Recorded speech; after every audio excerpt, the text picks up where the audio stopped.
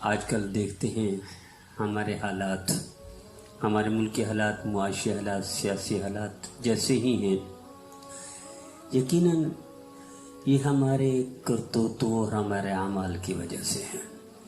جیسے اللہ تعالیٰ ارشاد فرماتے ہیں ظاہر الفساد فی البر والبحر بما کسبت ایدی الناس، یہ ہمارے ہاتھوں کی کمائی ہے۔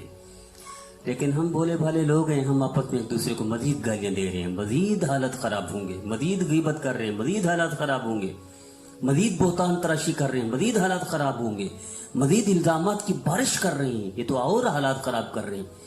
حالات خراب ہوتے ہی گناہوں کی وجہ سے ہم گناہ بڑھا رہے ہیں، خواص طبقہ بھی بڑھا رہے، علماء بھی بڑھا رہے، طلباء بھی بڑھا رہے۔ تو جب تک گناہ ختم نہیں ہوں گے، توبہ طیب نہیں ہوں گے، رجوع اللہ نہیں کریں گے، کیسے حالات تبدیل ہوں گے؟ ممکن ہی نہیں ہے۔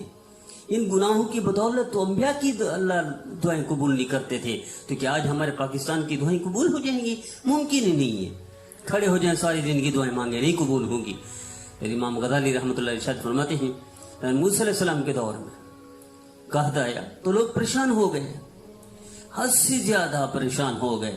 تو حضرت موسیٰ علیہ السلام نے فرمایا قوم کو آؤ چلتے ہیں اللہ سے دعا کرتے ہیں۔ جنگل میں دھوپ میں کھڑے ہو کر کہ یا رب یا رب یا رب کہتے، بارش نہیں ہے، فصلیں نہیں ہوتی، لوگ بھوکے مر رہے ہیں، جانور بھوکے مر رہے ہیں، پیاسے مر رہے ہیں، یا اللہ کیا کریں؟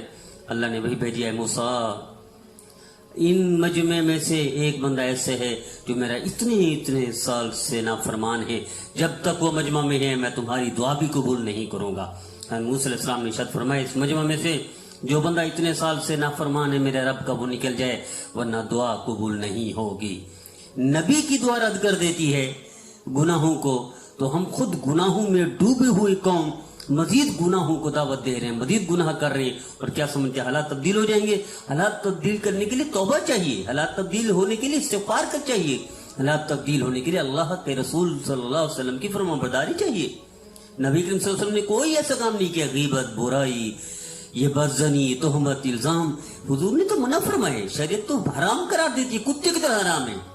ہم کتا نہیں کھاتے لیکن سارا دن یہ حرام، کتے سے زیادہ حرام بھی کھا رہے ہیں ہم۔ تو حضرت موسیٰ علیہ السلام نے جب اعلان کیا تو وہ بندہ، اسے تو معلوم تھا میں ہی ہوں اتنے سال سے نافرمانی کر رہا ہوں، دل میں کہا اللہ میرے پردے رکھ لے ورنہ سب کے سامنے کھڑا ہونا پڑے گا، شرمندہ ہوں گا، ذلیل ہو کر رہ جاؤں گا، منہ دکھانے کے قابل نہیں رہوں گا۔ وہ رب کیسا کریم اللہ ہے، وہ کریم اللہ، اسی وقت اس نے بارش دے دی اور قحط دور ہوا۔ حضرت موسیٰ علیہ السلام کھڑے ہو گئے، یا اللہ ابھی تو بندہ کوئی نکلا نہیں، سامنے کوئی نہیں آیا، تو یہ بارش کیسے، یہ حالات تبدیلی کیسی؟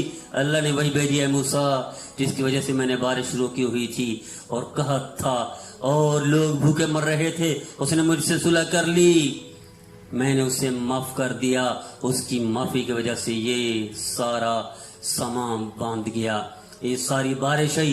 اے اللہ بتا دے، پتہ تو چلے کون ہے۔ فرمایا جب میرا نافرمان تھا تو میں نے پردے رکھے۔ ہم تو ذلیل کرتے ہیں، لوگوں کو شرمندہ کرتے ہیں، بتاتے ہیں لوگوں کے اندر عیب۔ اللہ فرما رہے جب میرا نافرمان تھا میں نے پردے رکھے، اب میرا فرمانبردار ہو گیا، میں کیسے تمہیں بتا دوں؟